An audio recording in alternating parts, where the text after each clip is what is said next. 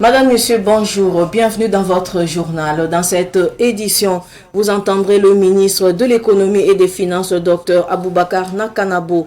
Il s'exprime sur le projet de budget de l'État pour la gestion 2025 qui a été adopté en Conseil des ministres d'hier et de la réforme introduite dans le processus de préparation du budget de l'État pour 2025. Les détails au début du journal.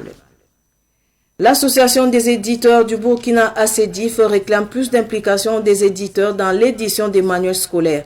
ACEDIF s'est exprimé ce matin face à la presse. À suivre dans un instant.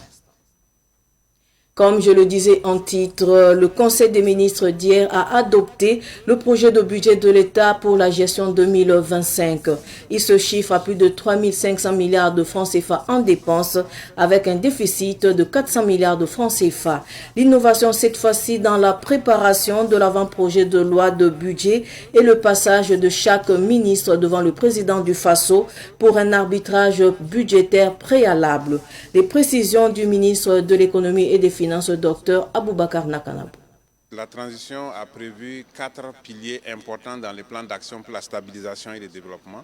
Le premier pilier porte sur tout ce qui est lié à la lutte contre l'insécurité. Le second pilier porte sur tout ce qui est lié à l'action humanitaire. Le troisième porte sur la réforme de la gouvernance et le quatrième porte sur la réconciliation et la cohésion sociale. Le projet de budget de 2025 est arrêté en recettes à 3 193 milliards et en dépenses à 3 593 milliards. Le fait marquant pour cette année est que après l'arbitrage du budget au niveau du ministère de l'Économie et des Finances, au regard bien sûr des priorités du moment, son Excellence, Monsieur le Président du FASO, a reçu chaque ministre en arbitrage pour voir comment recentrer le budget sur les priorités, notamment les investissements structurants au profit de l'État, mais également les actions liées à tout ce qui est investissements sociaux, notamment dans le cadre de l'éducation, de la santé, de la protection sociale. Donc cela a permis effectivement de réduire le déficit qui était de 3,7%, donc qui a été ramené à 3,2%, donc très proche de la norme UEMOA qui est de 3%. Et tous ces efforts qui ont été fournis ont permis, bien sûr, de réorienter un certain nombre de dépenses qui étaient engagées pour le fonctionnement vers les secteurs sociaux. L'Association des éditeurs du Burkina ACEDIF, mécontente du ministère en charge de l'éducation de base qui détient le monopole de l'édition des manuels scolaires. L'ACEDIF déplore cette situation qui est une porte ouverte à la piraterie. Elle souhaite une plus grande implication des acteurs de l'industrie du livre dans l'édition des manuels scolaires. Fatih Sankara a suivi la conférence de presse des membres de l'ACEDIF ce jour à Ouagadougou. Si l'État persiste dans sa politique du manuel unique, nous-mêmes on sait que pour que l'État sorte de ça, là, ça va être compliqué, parce que c'est des intérêts économiques. Voilà. Ça va être compliqué. Dans tous les cas, nous on va dénoncer, et c'est l'objectif de la présente conférence de presse. Voilà. Pour que l'État sache que sa politique là n'est pas bonne. Ou si elle veut persister dans cette politique, il faut que l'État se donne les moyens de mettre des livres à la disposition de tout le monde. Et ce n'est pas imprimer 600 000 exemplaires, c'est aller imprimer au moins 300 000, 3 millions, ainsi de suite. Voilà. Comme ça, toutes les écoles auront. Il y a des écoles qui ont reçu les nouveaux manuels là, qui ont reçu une dizaine, une vingtaine d'exemplaires, quand même. Et on leur demande où trouver le reste, on dit non, c'est interdit de vente, on ne peut pas trouver. Et comme les inspecteurs, souvent, n'ont pas le choix, ils disent allez sur la place du marché, vous allez les trouver. Est-ce que ça développe un pays? Même en termes de revenus fiscaux, qu'est-ce que l'État gagne lorsque tous les livres sont piratés et vendus sur place? C'est dans quel cadre? Ce n'est pas un cadre organisé. Un pirate n'a jamais versé, payé des impôts. Le problème que nous soulevons, c'est pour attirer l'attention de l'État, pour qu'il revoie sa politique des manuels scolaires. Dans tous les cas, si l'État veut que l'industrie du livre se développe, il faut qu'il associe grandement les maisons d'édition. Parce qu'aujourd'hui, ce sont les mêmes, chaque fois qu'ils disent qu'il n'y a pas de vrais éditeurs au Burkina Faso, il n'y a pas de vrais éditeurs au Burkina. Mais dans les pays voisins, il y a de vrais éditeurs comme eux, ils l'entendent. Pourquoi là-bas, il y en a et puis ici, il n'y en a pas? Est-ce qu'ils sont plus intelligents que nous? Non. C'est parce qu'on a créé une condition, peut-être qui arrange certains, et puis bon, on s'en complaît, et puis ça fonctionne comme ça. Tout autre sujet à présent, le colloque international sur les pratiques de l'information et de la communication dans une société en mutation s'est ouvert aujourd'hui à l'université Joseph Kizerbo à Ouagadougou. L'événement est organisé par le laboratoire de recherche médias et communication organisationnelle LAMCO. Durant 3 jours, des enseignants, chercheurs et professionnels explorent les défis et les transformations de l'information et de la communication. Écoutons le président du comité d'organisation, Dr Firmin Gouba, au micro de Cynthia Zongran. Nos sociétés sont en constante mutation et au regard de ce constat, les pratiques de l'information et de la communication ne peuvent pas rester en l'état. Il y a nécessité de diagnostiquer effectivement ce qui est positif, ce qui fonctionne, et noter également ce qui ne va pas, la façon donc à ajuster, à amender, à adapter pour être en phase avec les réalités du moment. Les médias sont régulièrement cités comme étant le 4e pouvoir. Ce n'est pas un pouvoir avec des armes comme les armes utilisées par les forces de défense et de la sécurité, mais ce sont des armes qui peuvent quand même contribuer, si on s'en sert utilement et de façon adéquate, à stabiliser l'équilibre dans une société donnée, dans un pays donné, dans une région donnée, mais aussi à propulser tout simplement donc, le développement. Mais si on y néglige, on ne prend pas soin de l'organiser, de gérer comme il se doit, de former aussi le potentiel, donc les ressources humaines en la matière, on court de grands risques vers des crises profondes, vers tout simplement la destruction et la disparition. Parlons cinéma à présent. Le top départ des activités de la 9e édition des Sotigui Awards 2024 est donné à travers un panel avec le Mali comme pays invité d'honneur. Pour ce panel inaugural, le Mali nous parle de son cinéma. De 10 productions de films par an, le Mali est passé à 100 productions par an avec seulement 2 salles de cinéma. Le démarrage des activités de Sotigui a eu lieu hier à Ouagadougou. Le compte-rendu de Mariam Pakisba Ouedraogo. Le Mali, pays invité d'honneur de cette 9e édition des Sotigui Awards 2024, partage son expérience dans le domaine du cinéma. De 10 productions, toutes catégories confondues par an, le cinéma malien est passé à 100 films chaque année grâce à une politique cinématographique qui lui est propre. Nous avons juste décidé de booster notre production locale. Booster la production locale, c'est créer un environnement qui va permettre aux jeunes qui ont envie de se lancer de pouvoir faire des films. L'idée était de les aider en termes de développement, mais aussi mettre à leur disposition le matériel dont nous disposons pour pouvoir les encourager à produire des films. Pour pouvoir atteindre les 100 productions de films par an, le premier responsable du Centre national de la cinématographie du Mali a mis l'accent sur la coproduction avec des sociétés de production privées. Nous n'avons pas de recette miracle. Le centre aujourd'hui dispose de tout le matériel technique pour porter une production et les ressources du centre proviennent de la location de ces matériels. Nous avons juste décidé, nous, de renoncer aux bénéfices que nous générons sur la location du matériel en les mettant gratuitement à la disposition des producteurs et des jeunes qui souhaitaient faire des films.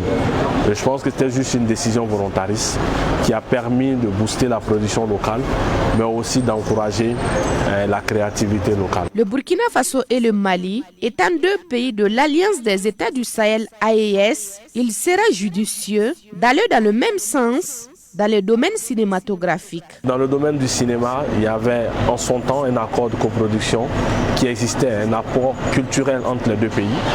nous venons de boucler un accord de coproduction cinématographique qui va être signé à court terme.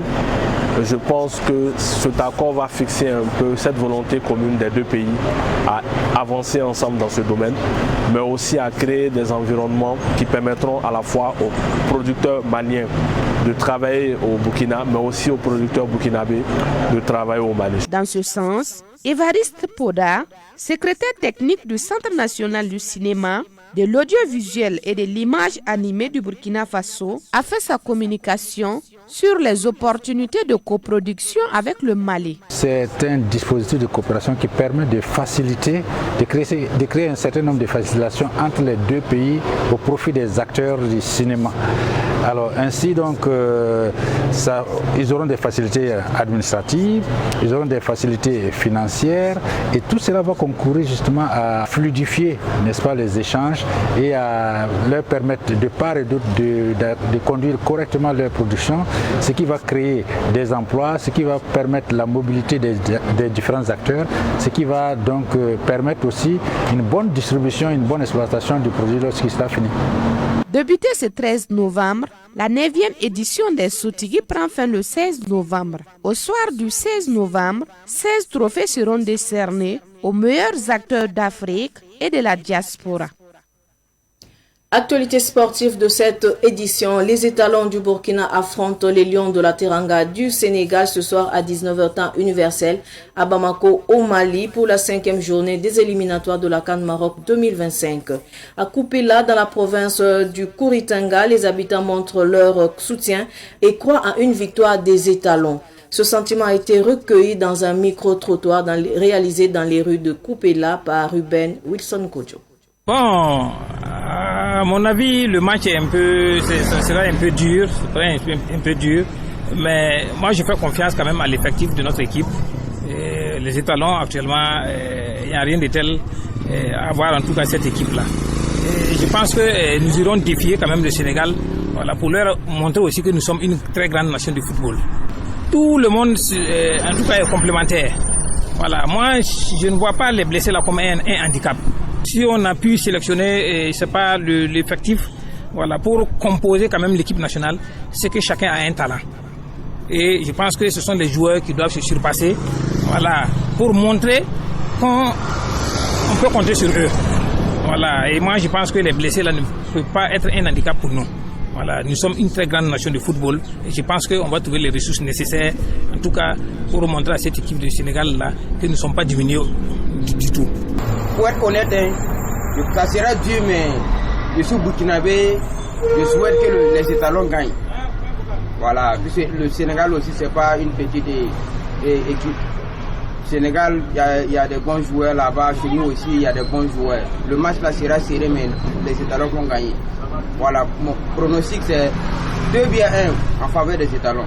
Avec les blessés, je n'ai pas peur parce que c'est un match sans enjeu et je sais que les éléments que le coach a fait venir pour remplacer les blessés là, ce sont des gens qui vont se donner pour prouver en tout cas au coach qu'il n'a pas eu tort de les appeler. Alors je sais que nous allons gagner le Sénégal, Inch'Allah, et puis rester tête de liste. Avant de clore cette édition d'information, le barreau du Burkina a rendu hommage à Naba Panantogri de Maniga, maître Frédéric Titenga Passéré. Réuni hier à la maison de l'avocat, le monde judiciaire s'est incliné devant le premier bâtonnier de l'histoire de la justice burkinabé. Retour sur le cérémonial d'hommage avec Amadou Edraogo et Ahmed Joël Compaoré.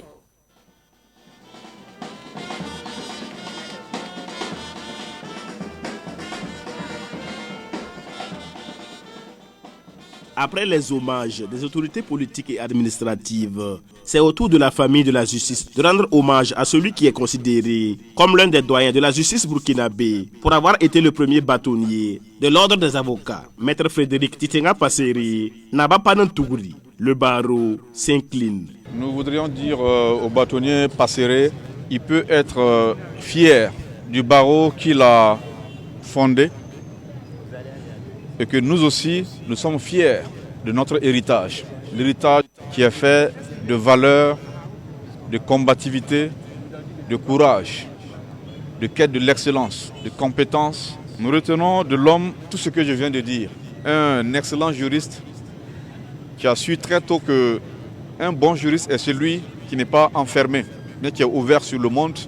Quand je dis sur le monde, sur toutes les sciences. Nous retenons de lui un homme digne qui a su incarner l'avocat et qui a su tracer la route que nous allons prendre. Et nous espérons et nous pensons que nous n'allons pas trahir sa vocation et ses convictions. Nous n'allons pas trahir les principes et les valeurs qu'il nous a enseignés. Nous n'allons pas trahir ce qu'il nous a, en un mot, laissé comme héritage. Maître Antoinette Ouedraogo, deuxième stagiaire de Maître Passeri, retient beaucoup de l'homme. De Maître Passeri, on retient tout et on ne retient rien. On ne retient rien parce qu'il n'y a pas une tête assez forte, assez large, assez intelligente pour retenir tout Maître Passeri. On retient des morceaux de Maître Passeri. On retient l'essentiel de Maître Passeri. On retient ce que l'homme a été, ce que le combattant a été, ce que le père, grand-père a été, le formateur a été. C'est vous dire que, comme beaucoup l'ont dit, c'est quelqu'un qui est très difficile à décrire. Nous aussi, on a parlé avec les mots qui sont les nôtres, parce que j'ai eu au moins cette chance-là d'avoir été son deuxième stagiaire. Je le connais au bureau, je le connais en famille, je le connais en société. Donc c'est juste ça que j'ai voulu retracer.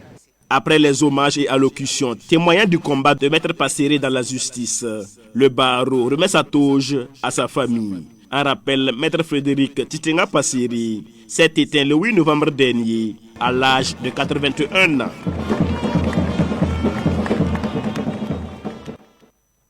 Ainsi s'achève ce journal. Merci de rester fidèle au programme de Savane TV. Au revoir.